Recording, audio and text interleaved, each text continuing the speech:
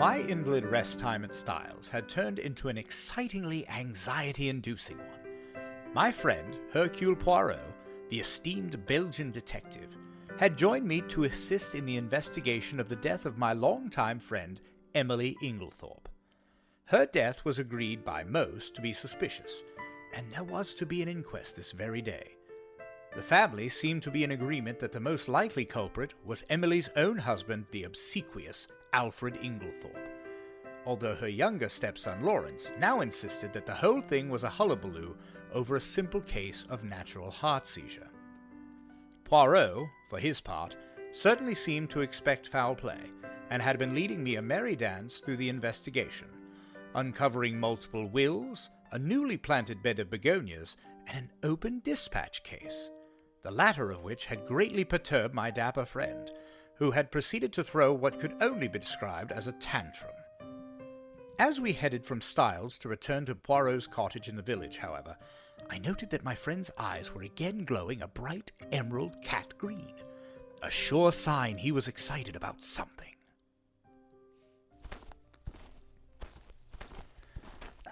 I say, Poirot, do you think it was wise to show your frustration with yourself so openly? I mean, where all and sundry could hear you? I think it should be... My friend, I have a little idea, a very strange and probably utterly impossible idea, and yet it fits in. About the wills? Or the powders? Or the dispatch case? They have made one more discovery, là-bas. Mr. Wells told me as we were going upstairs. What was it? Locked up in the desk in the boudoir, they found a will of Mrs. Inglethorpe's, dated before her marriage, leaving her fortune to Alfred Inglethorpe. It must have been made just at the time they were engaged. It came quite as a surprise to Wells and to John Cavendish. It was written on one of those printed will forms and witnessed by two of the servants, not Dorcas. Did Mr. Inglethorpe know of it? He says not. One might take that with a grain of salt. Consider the source and all that. All these wills are very confusing. Tell me, how did those scribbled words on the envelope help you to discover that a will was made yesterday afternoon? Mon ami, have you ever, when writing a letter, been arrested by the fact that you did not know how to spell a certain word? Yes, I suppose everyone has. Exactly. And have you not, in such a case, tried the word once or twice on the edge of the blotting paper or a spare scrap of paper to see if it looked right?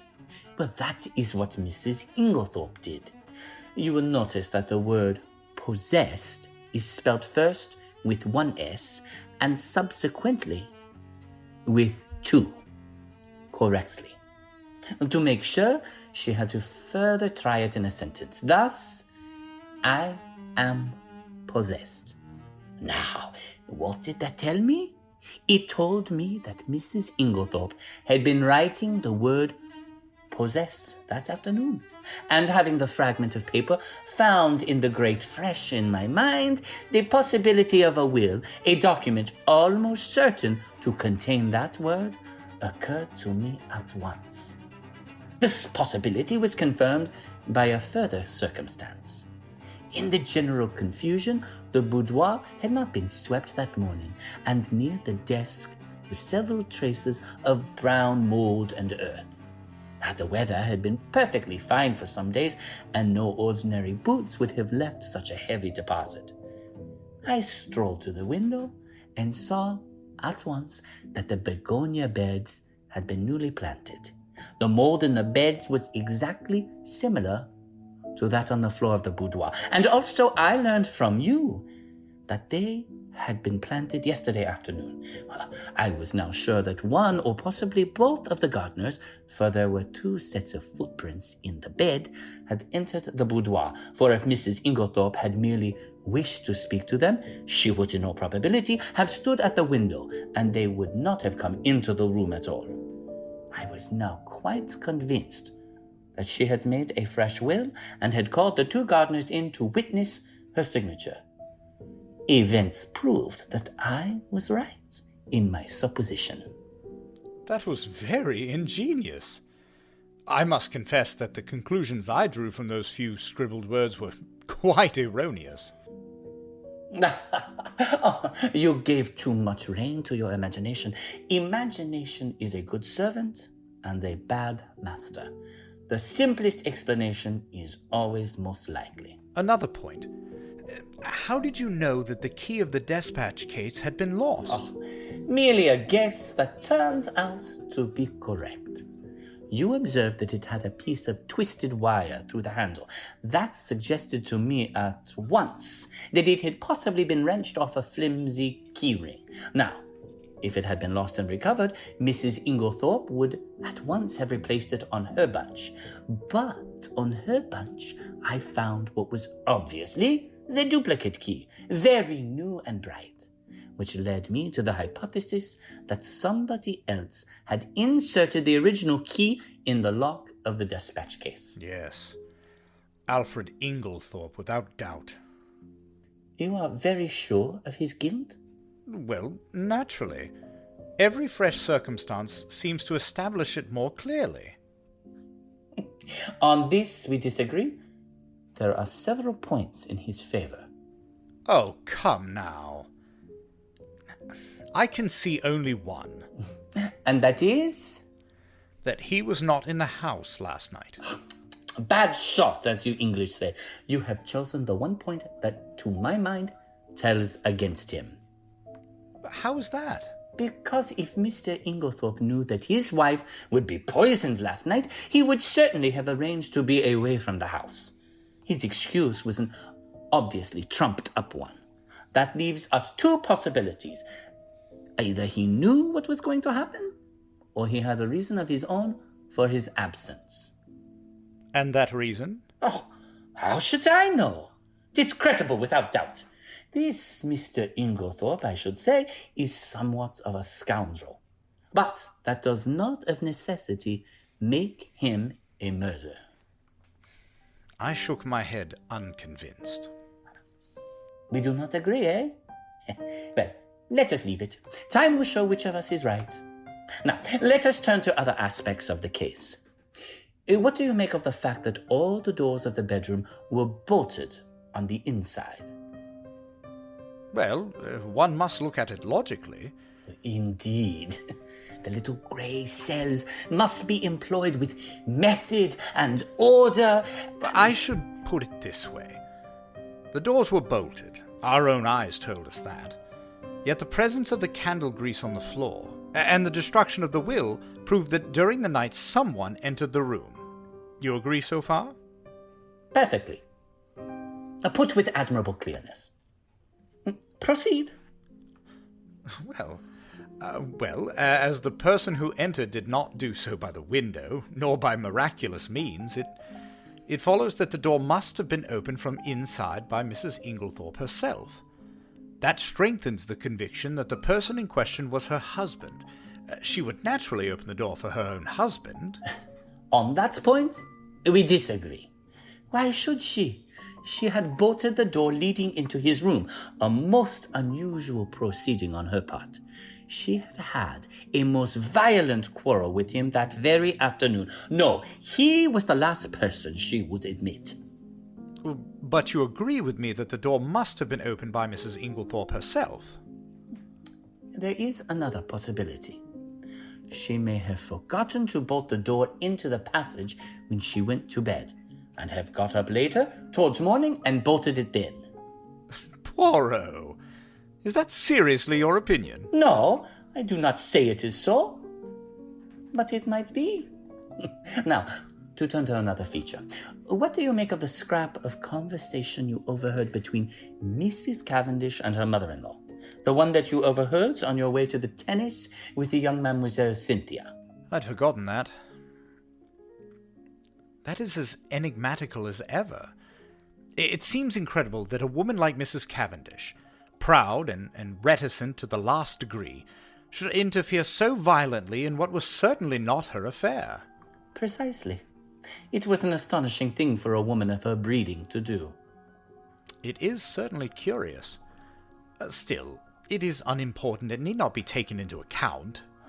No, what have I always told you? Everything must be taken into account.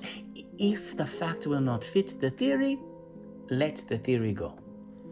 Well, we shall see.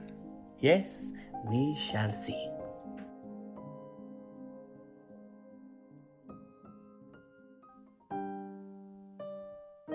As Poirot and I approached his home at Leastaway's cottage, I couldn't help but be a little irritated with my friend. Why was he so stubborn? Why was he casting suspicion at a beautiful woman instead of at the clear culprit? Alfred Inglethorp was obviously a man of low moral fibre, and he stood to gain... My reverie was interrupted by the arrival of a frantic young man, a spindly fellow, all elbows, rushing towards us. His face held an expression that was a mixture of terror, agitation, and excitement. I say, that chap's in an awful hurry. Yeah, it is Mr. Mace from the chemist shop. I wonder... Oh, Mr. Poirot, I'm sorry for the inconvenience. So rude to barge up to you like this. But I just heard you would come back from Styles. Yes, that is correct. It's all over the village about old Mrs. Inglethorp dying so suddenly. They do say that it's poison. Oh, only the doctors can tell us that, Mr. Mace. Yes, exactly. Of course. Just tell me this, Mr. Poirot. It isn't strychnine, is it? Oh, I am afraid I am unable to say at this moment, Monsieur Mace. I am unable to say. I presume I shall see you at the inquest? Yes, I've been asked to give evidence. Ah, assuredly. I shall see you at the juncture, if you will excuse me. Certainly. My apologies for the intrusion. Once again. Oh.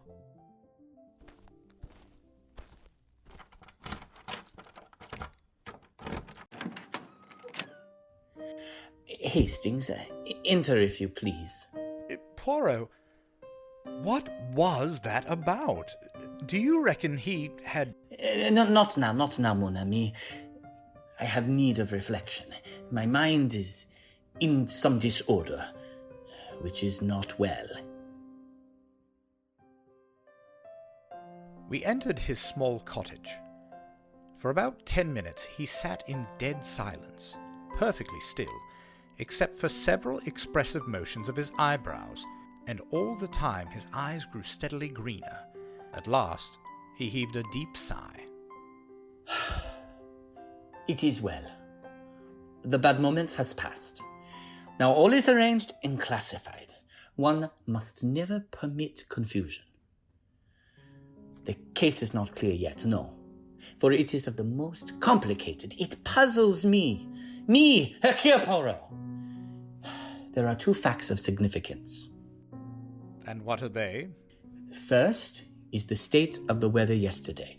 That is very important. But it was a glorious day. Come on, Poirot, you're pulling my leg. Not at all. I do not pull on the leg.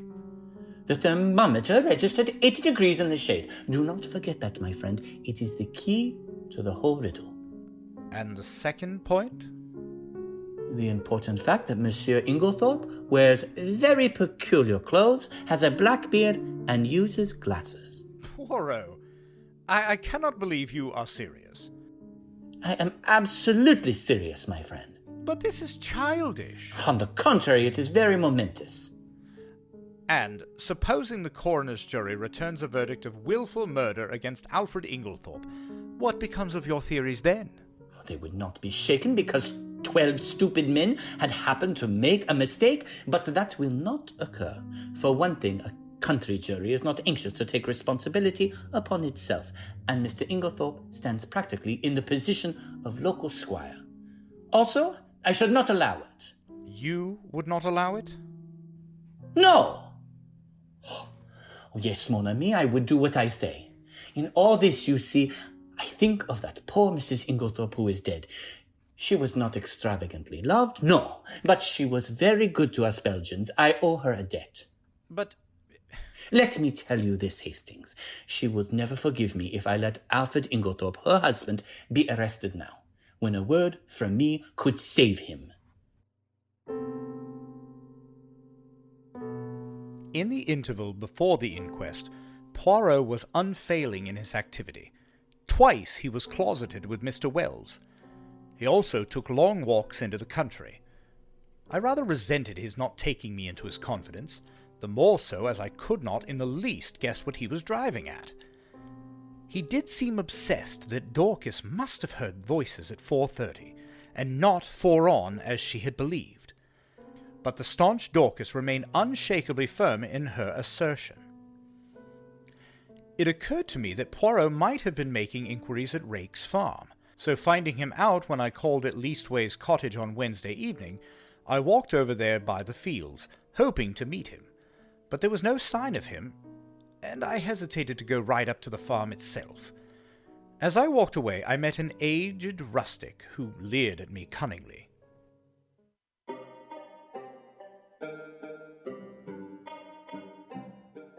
You from the Ore, ain't you? Yes, I'm looking for a friend of mine whom I thought might have walked this way. A little chap, as waves his hands when he talks. One of them Belgies from the village. Yes, he has been here then? Oh, aye. He's been here, right enough. More'n once, too. Friend of yours, is he? Ah, you gentlemen from Styles. You'm a pretty lot. Why, do the gentlemen from Styles come here often? One does, mister. Naming no names, mind. And a very liberal gentleman, too. Oh. Thank you. Thank you, sir. I'm sure. Good afternoon. Afternoon, sir. Alfred Inglethorp and Mrs. Raikes. So good old Evelyn Howard was right. What a cad that Inglethorp is.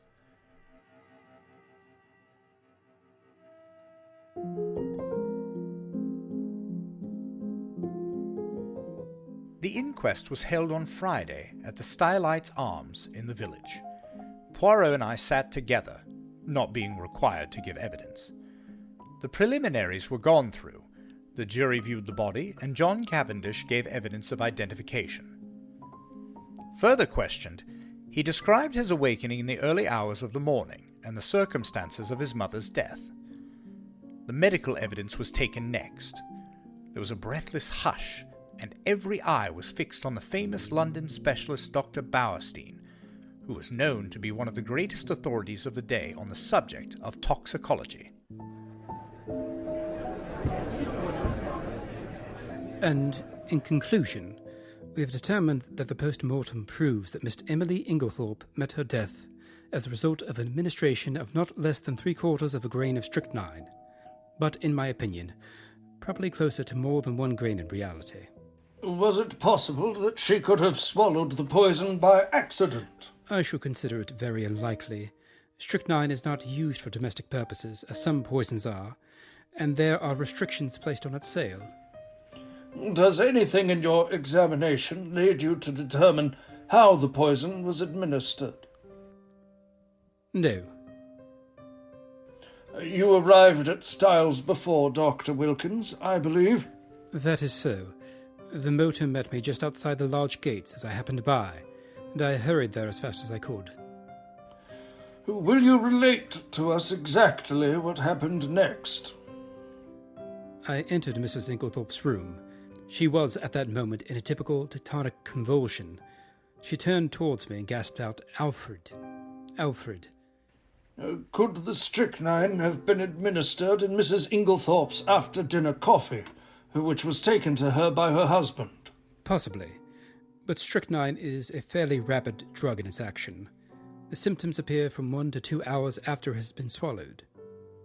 It is retarded under certain circumstances, none of which, however, appear to have been present in this case. I presume Mrs. Inglethorpe took the coffee after dinner about 8 o'clock.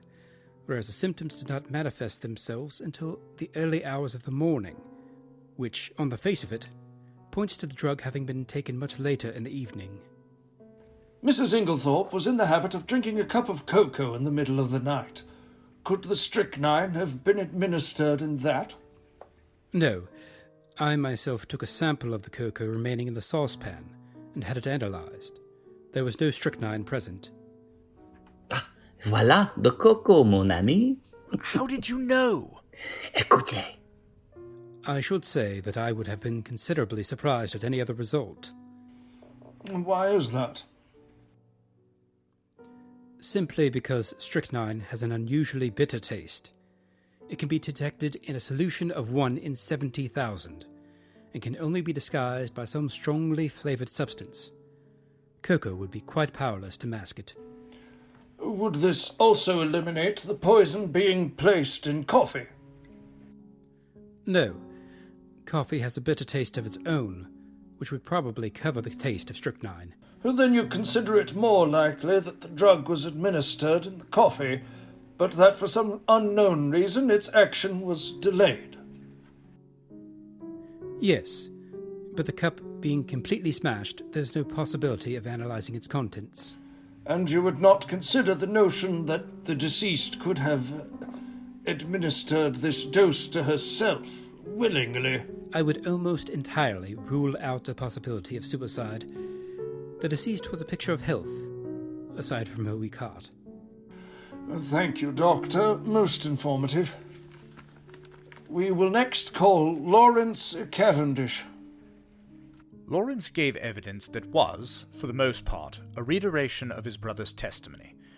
As he was about to be dismissed, however, he hesitated. I should like to make a suggestion, if I may. Certainly, Mr. Cavendish. We are here to arrive at the truth of this matter, and welcome anything that may lead to further elucidation. It's just an idea of mine. Of course, I may be quite wrong, but it still seems to me that my mother's death might be accounted for by natural means. How do you make that out, Mr. Cavendish? My mother, at the time of her death, and for some time before it, was taking a tonic containing strychnine. Go on. I believe that there have been cases where the cumulative effect of a drug administered for some time has ended by causing death. Also, is it not possible that she might have taken an overdose of a medicine by accident? Well, this is the first we have heard of the deceased taking strychnine at the time of her death. We are much obliged to you, Mr. Cavendish. I would like to recall Dr. Bauerstein. Your response to this, sir? What Mr. Cavendish suggests is quite impossible. Any doctor would tell you the same. Strychnine is, in a certain sense, a cumulative poison, but it would be quite impossible for it to result in a sudden death in this way. There would have been a long period of chronic symptoms, which would at once have attracted my attention. The whole thing is absurd. And the second suggestion, that Mrs. Inglethorpe may have inadvertently taken an overdose. 3, or even 4 doses would not have resulted in death. Mrs. Inglethorpe always had an extra large amount of medicine made up at a time, as she dealt with Coots, the cash chemist in Tadminster. She would have had to take very nearly the whole bottle to account for the amount of strychnine found at the post-mortem. Then you consider that we may dismiss the tonic as not being in any way instrumental in causing her death? Certainly. The supposition is ridiculous. Could there have been an error in the dose included by the chemist in making the prescription? That, of course, is always possible. The inquest rolled on. The issue of the powders brought forth by Lawrence was finally laid to rest when Dorcas testified that the prescription from the pharmacy was not new, and, in fact, her mistress had almost reached the final dose. The loyal servant then went on to describe the quarrel she had overheard, in much the same way she had to Poirot and myself previously. The next person called was Mary Cavendish. What alerted you, Mrs. Cavendish, to the events of the evening? Well, my alarm clock had rung at 4:30, as it does each morning, so I was in the process of dressing when I heard a loud thump, like something heavy falling. That would have been the table by the bed. I opened my door and listened. In a few minutes, a bell rang violently. Dorcas came running down and woke my husband, and we all went to my mother-in-law's room, but it was locked. I really do not think we need trouble you further on that point.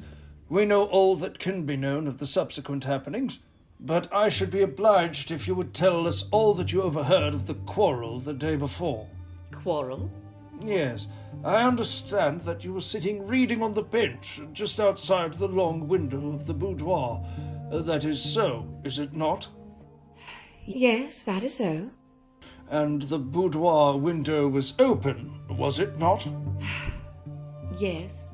Well, then you cannot have failed to hear the voices inside, especially as they were raised in anger. In fact, they would be more audible where you were than in the hall. Possibly. Will you repeat to us what you overheard of the quarrel? I really do not remember hearing anything. Do you mean to say you did not hear voices? Oh, yes, I heard the voices, but I did not hear what they said. I am not in the habit of listening to private conversations. And you remember nothing at all? Nothing, Mrs. Cavendish? Not one stray word or phrase to make you realize that it was a private conversation? Yes, I remember. Mrs. Inglethorp said something, I do not remember exactly what, about causing scandal between husband and wife. That corresponds with what Dorcas heard. But excuse me, Mrs. Cavendish, although you realized it was a private conversation, you did not move away? You remained where you were? No, I was very comfortable where I was. I fixed my mind on my book. And that is all you can tell us? That is all. The examination was over, though I doubted if the coroner was entirely satisfied with it. I think he suspected that Mary Cavendish could tell more if she chose. Amy Hill, the shop assistant, was called next, and deposed to having sold a will form on the afternoon of the 17th to William Earl, under gardener at Styles. William Earl and Manning succeeded her, and testified to witnessing a document. Manning fixed the time at about 4:30. William was of the opinion that it was rather earlier. Cynthia Murdoch came next. She had, however, little to tell. She had known nothing of the tragedy until awakened by Mrs. Cavendish. You did not hear the table fall? No, I was out like a light. I'm afraid I'm a very deep sleeper. A good conscience makes a sound sleeper. Thank you, Miss Murdoch. That is all. Miss Howard. This is a letter written to me by my dear Emily on the evening of the 17th. Please read it to the court. Certainly. Styles Court, Essex, July 17th. My dear Evelyn, can we not bury the hatchet? I have found it hard to forgive the things you said against my dear husband, but I am an old woman and very fond of you. Yours affectionately, Emily Inglethorp. There is no mention of any of the events of that afternoon. I fear this does not help to clarify anything. Plain as a pikestaff to me. It shows clearly enough that my poor old friend had just found out she'd been made a fool of. It does not say so directly in the letter. No, because Emily never could bear to put herself in the wrong. Oh, but I know her. She wanted me back, but she wasn't going to own that I'd been right. She went round about. Most people do. I don't believe in it myself. Anyway, all this tomfoolery is a great waste of time. Talk, talk, talk, when all the time we know perfectly well that... Thank you, Miss Howard. That is all. We call Albert Mace, chemist's assistant. Mr. Mace, have you lately sold a strychnine to any unauthorized person? Yes, sir. And when was this? Last Monday night. Monday the 16th. Will you tell us to whom you sold it? Yes, sir. It was to Mr. Inglethorp. You are sure of what you say? Quite sure, sir. Are you in the habit of selling strychnine indiscriminately over the counter? Oh, no, of course not. But seeing it was Mr. Inglethorp of the Hall, I thought there was no harm in it. He said it was to poison a dog. Is it not customary for anyone purchasing poison to sign a book? Yes, sir, Mr. Inglethorp did so. Have you got the book here? Yes, sir.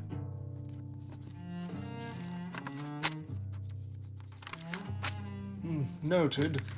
That will be all, Mr. Mace. Oh, thank you, sir. I call Alfred Inglethorp. On Monday evening last, did you purchase strychnine for the purpose of poisoning a dog? No, I did not.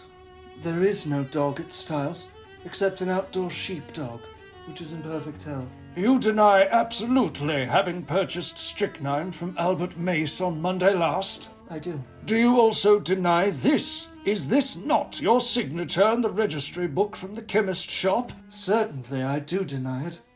The handwriting is quite different from mine. I will show you. There. Totally dissimilar. Then what is your explanation of Mr. Mace's statement? Mr. Mace must have been mistaken. Mr. Inglethorp, as a mere matter of form, would you mind telling us where you were on the evening of Monday, July 16th? Oh, really? I cannot remember. That is absurd, Mr. Inglethorp. Think again. I have an idea that I was out walking. In what direction? I really can't remember. Were you in company with anyone? No. Did you meet anyone on your walk? No. That is a pity. I am to take it, then, that you decline to say where you were at the time that Mr. Mace positively recognized you as entering the shop to purchase strychnine. If you like to take it that way, yes. Be careful, Mr. Inglethorp. Sacre! Does this imbecile of a man want to be arrested? You had a discussion with your wife on Tuesday afternoon? Pardon me, you have been misinformed. I had no quarrel with my dear wife. The whole story is absolutely untrue. I was absent from the house the entire afternoon. Have you anyone who can testify to that? You have my word. There are 2 witnesses who will swear to having heard your disagreement with Mrs. Inglethorp. Those witnesses were mistaken. Mr. Inglethorp, you have heard your wife's dying words repeated here. Can you explain them in any way? Certainly I can. You can? It seems to me very simple. The room was dimly lighted. Dr. Bauerstein is much of my height and build, and, like me, wears a beard. In the dim light, and suffering as she was, my poor wife mistook him for me. Ah, but it is an idea, that. You think it is true? I do not say that. You read my wife's last words as an accusation. They were, on the contrary, an appeal to me. I believe, Mr. Inglethorp, that you yourself poured out the coffee and took it to your wife that evening. I poured it out, yes, but I did not take it to her. I meant to do so, but I was told that a friend was at the hall door, so I laid down the coffee on the hall table. When I came through the hall again a few minutes later, it was gone. As the testimony concluded, I was still irritated that Poirot seemed so focused, allowing every opportunity to Alfred Inglethorp to prove his innocence. It was baffling. Just then, my friend pointed out a man in official-looking dark clothes towards the back of the room. That is Detective Inspector James Jap of Scotland Yard. Jimmy Jap. Things are moving quickly, my friend. The verdict is willful murder against some person or persons unknown. I could imagine the headlines and scandal now. I was in a hurry to return to Styles, but Poirot was lagging behind. It was clear to me he wanted to speak to the gentleman from Scotland Yard, who approached us in due course. Why, if it isn't Mr. Poirot, it was back in 1904 when we last worked together. The Abercrombie forgery case, you remember? He was run down in Brussels. Ah, those were the good days, monsieur. I need hardly ask what you are doing here, Inspector. No, indeed. Pretty clear case, I should say. More's the pity. There I differ from you. Well, so far we've only seen the case from the outside. That's where the Yard's at a disadvantage in a case of this kind, where the murderer's only out, so to speak, after the inquest. A lot depends on being on the spot first, and that's where you've had the head start on us, Poirot. We shouldn't have been here as soon as this even, if it hadn't been for the fact that there was a smart doctor on the spot who gave us the tip through the coroner. But you've been on the spot from the first, and you may have picked up some little hints. From the evidence at the inquest, Mr. Inglethorp murdered his wife as sure as I stand here, and if anyone but you hinted the contrary, I'd laugh in his face. I must say I was surprised the jury didn't bring it in willful murderer against him right off. I think they would have, if it hadn't been for the coroner. He seemed to be holding them back. Perhaps, though you have a warrant for his arrest in your pocket now? Perhaps I have, and perhaps I haven't. I am very anxious that he should not be arrested. Can't you go a little further, Mr. Poirot? A wink's as good as a nod from you. You've been on the spot, and the Yard doesn't want to make any mistakes, you know. That is exactly what I thought. Well, I would tell you this. Use your warrant. Arrest Mr. Inglethorp. But it will bring you no kudos. The case against him will be dismissed at once. Comme ça. Oh, come on, Poirot, oh boy. I daren't do it, Mr. Poirot. I'll take your word, but there's others over me who will be asking what the devil I mean by it. Can't you give me a little more to go on? I can. It forces my hand. I would have preferred to work in the dark just for the present. But what you say is very just. The word of a Belgian policeman whose day is past is not enough. And Alfred Inglethorp must not be arrested. That I have sworn, as my friend Hastings here knows. See then, my good chap, you go at once to Styles? Well, in about half an hour. We're seeing the coroner and the doctor first. Good. Call for me in passing. The last house in the village. I will go with you. At Styles, Mr. Inglethorp will give you, or if he refuses, as is probable, I will give you such proofs that shall satisfy you that the case against him could not possibly be sustained.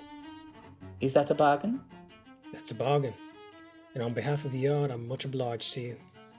Though I'm bound to confess, I can't at present see the faintest possible loophole in the evidence. But you always were a marvel. So long then, monsieur.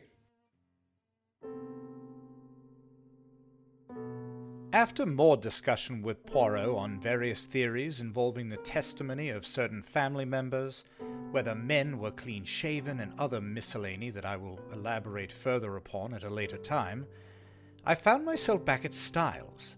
The drawing room was filled with family members, as well as Poirot and the stoic Inspector Jap. Mesdames et messieurs, I have asked you to come here all together for a certain object. That object, it concerns Mr. Alfred Inglethorp. Mr. Inglethorp, a very dark shadow is resting on this house. The shadow of murder. My poor wife.